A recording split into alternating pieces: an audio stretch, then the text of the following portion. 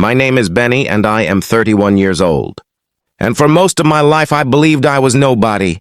A girl who had grown up in a small group home with no parents, no history, no family photographs to hold on to, just a name given to me by a kind woman who ran the place and a stubborn will to survive. And I never imagined that the empty space where my past should have been was actually hiding a truth so enormous it would one day shake an entire family to its knees. But that story starts later.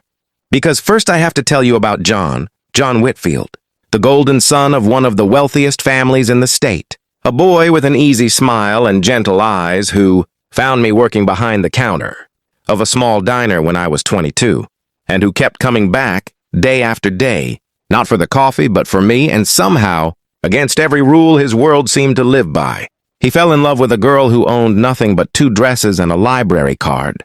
And for a while, I believed love was enough to erase the distance between his world and mine.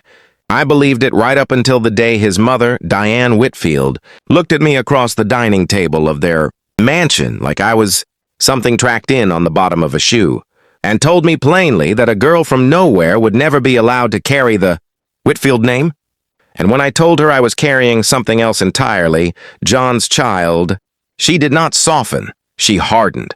And within weeks, John stopped answering my calls. His family moved him overseas for what they called business opportunities, and I never got the chance to tell him myself. I only got a single envelope with money in it and a note that said, "This is enough. Do not contact this family again." And 23 years old and alone, I raised our daughter, Lily, by myself, working 2 jobs, sleeping 4 hours a night, swallowing my pride every single day so that she would never know what it felt like to be looked down on the way I once was. And for 8 long years, that was my whole life. Until one afternoon, a lawyer named Richard Coleman showed up at the laundromat where I worked and asked if my name was Benny, and when I said yes, he told me that a woman named Eleanor Hastings, a shipping magnate who had spent decades searching for the daughter she had lost in a hospital mix-up 31 years earlier, had finally found me through a DNA registry, and that Eleanor was, in fact, my biological mother. And just like that, the girl who believed she came from nothing discovered she was the missing heir to the Hastings fortune, a name known in every boardroom on the eastern seaboard. And Eleanor, 78 years old and fierce as ever, wrapped her arms around me, and Lily like she had been waiting her whole life for exactly this moment. Because she had, and over the following 2 years, under my mother's guidance, I learned everything. How to read a balance sheet, how to walk into a room and own it, how to turn grief into steel. And when Eleanor finally stepped back from running Hastings Global, she placed the entire company in my hands, and I did not do it for the money. I did it because somewhere in the back of my mind I always knew that one day I would stand in front of the Whitfield family again, not as the girl they threw away, but as someone they could not ignore, and that day came sooner than I expected. Because it turned out the Whitfield family's shipping division had fallen into serious debt, and there was only one company positioned to acquire it, mine. And when Diane Whitfield walked into the negotiation room and saw my face across the table, the color drained from her completely, and John, older now, quieter, sat beside her looking like a man who had spent 8 years regretting every choice he never had the courage to make. And I did not raise my voice. I did not need to.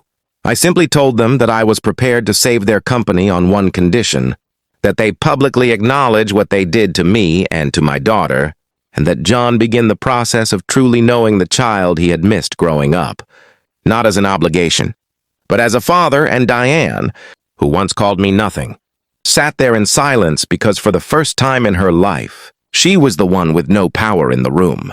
And John, to his credit, did not argue. He wept and asked if there was any way to start again. And I told him that Lily deserved the chance to know him, but that whatever we had once been was gone, buried under everything his family had done, and standing there, watching the family that had discarded me finally understand what they had lost. I did not feel triumphant so much as free, because the woman who once begged for a seat at their table now owned the building it sat in, and Lily, 8 years old and endlessly curious, asked me that night why I wasn't angrier.